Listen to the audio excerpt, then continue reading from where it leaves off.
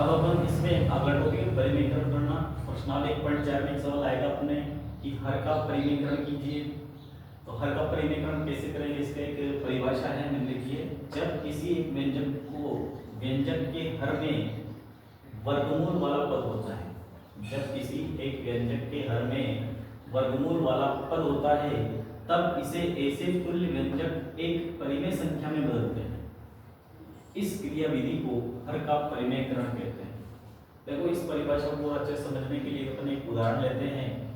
जैसे एक उदाहरण ले रहा हूं मैं,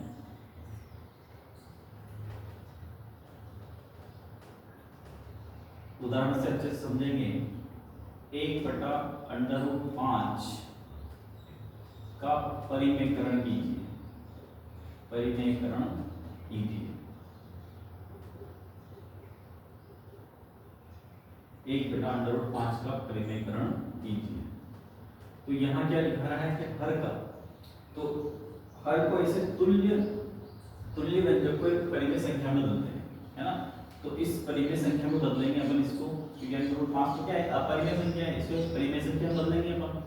तो 1/√5 एक बार लिख लेंगे।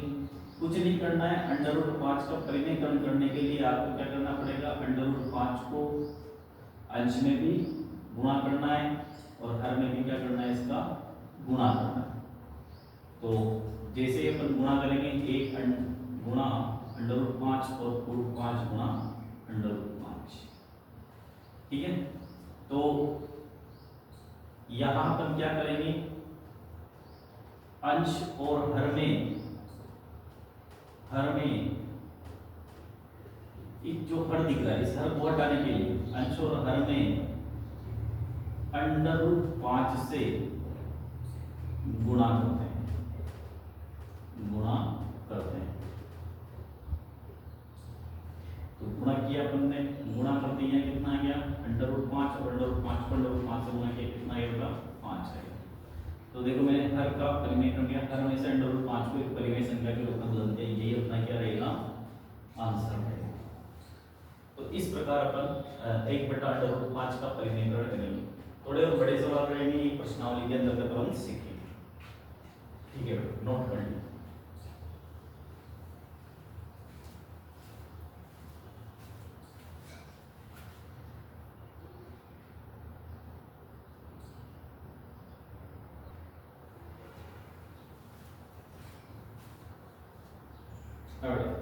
प्रश्नावली 1.4 शुरू करते हैं अपन, और इसमें पहला क्वेश्चन है। इसमें पहला क्वेश्चन दे रखा है आपको, बताइए नीचे दी गई संख्याओं में, बताइए नीचे दी गई संख्याओं में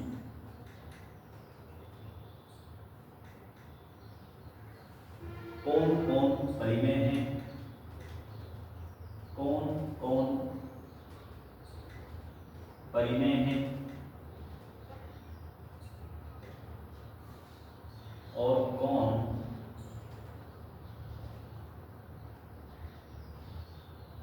अपरिमेय।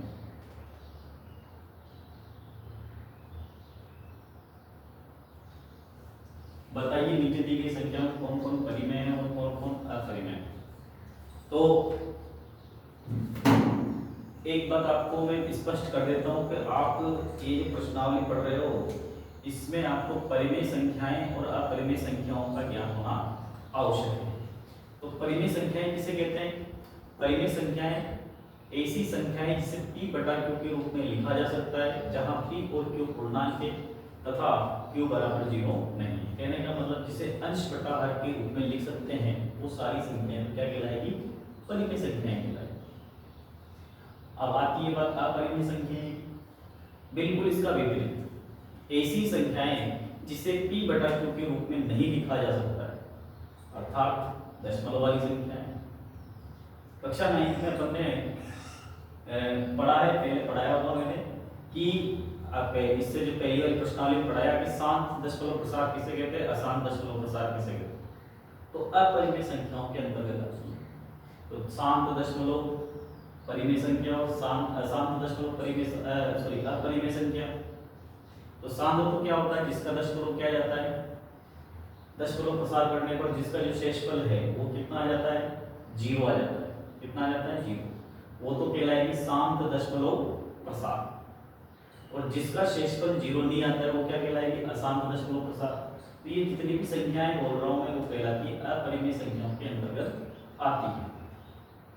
तो परिमेय संख्या और अपरिमेय संख्याएं लगभग स्पष्ट हो गई होगी। कहने का मतलब जो भी वर्गमूल वाली संख्याएं रहेगी, वर्गमूल का मतलब जैसे √5, √3, √7, जिनका वर्गमूल नहीं निकाला जा सकता, ठीक है, तो वो सारी संख्याएं क्या कहलाएगी, अपरिमेय संख्या। जैसे √3, √7, √11, √17, ये सारी संख्याएं क्या है, अपरिमेय संख्या है।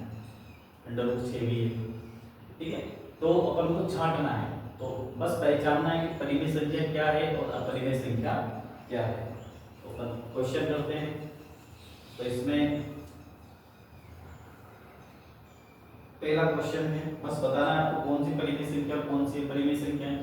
तो पहला क्वेश्चन है अपना 2 - √5, 2 - √5।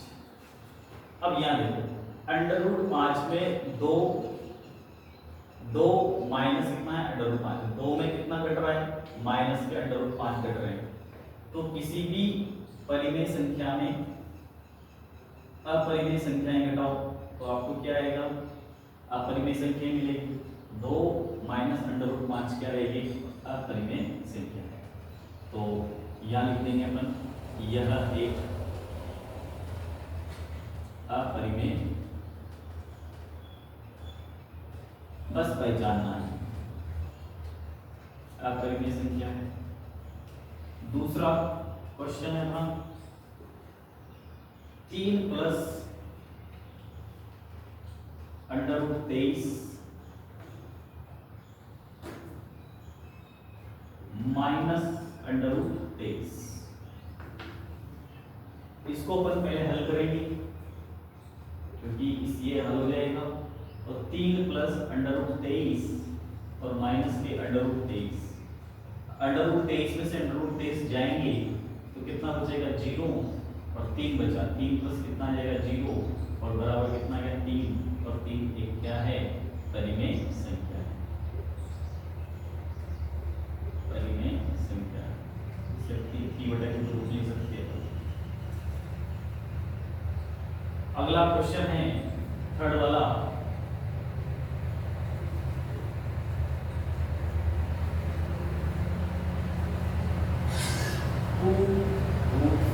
2√7 बटा 7√7। पहले इसको हल करेंगे तो एक बार लिखेंगे 2√7 बटा 7√7, और √7 से √7 कट गए और बचेंगे यहाँ 2/7।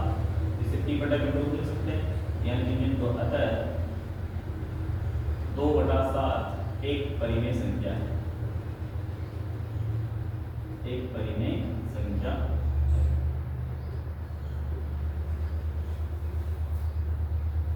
अगला क्वेश्चन है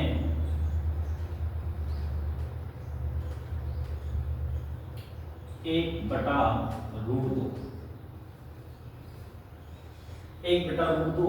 अब देखो यहाँ पता चल रहा है आपको, बटे में रूट आ रहा है, या भले गुणा में हो, या घटो घटाओ, या इस पे कुछ जोड़ दो, या जोड़ का, तो वो संख्याएं सारी अपरिमेय संख्याएं कहलाएगी। क्या कहलाएगी, अपरिमेय संख्याएं। तो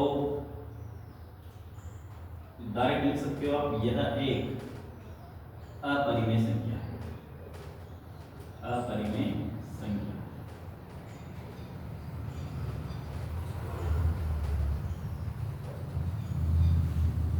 अगला क्वेश्चन है 2π।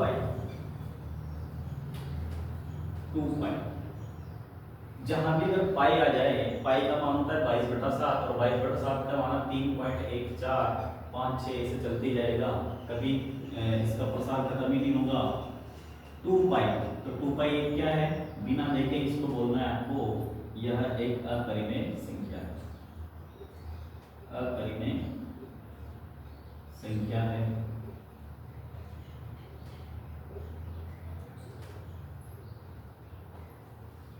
यह एक क्या है, अपरिमेय संख्या है।